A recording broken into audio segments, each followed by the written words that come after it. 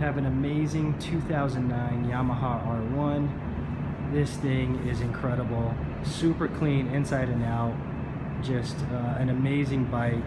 The handling is great, the power is insane, and Yamaha really set the bar for this bike. Not only with the design, it's got a very unique look to it, but technology wise as well. It has GP inspired cross-plane crankshaft, only production bike with this kind of technology, and it definitely shows in the power delivery. Super smooth and plenty of power. To complement that, it has a switch, toggle switch on the right handlebar.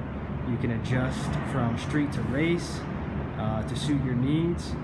And on top of that, just the upgrades are tinted windscreen, steel braided brake lines, HID lights up front, integrated tail light on the back, sliders, tank pad, and best of all, that Two Brothers carbon exhaust.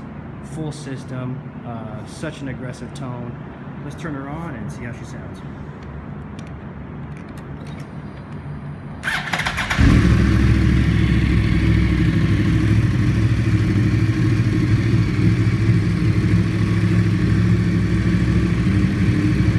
Let's rev it up a little and hear those pipes.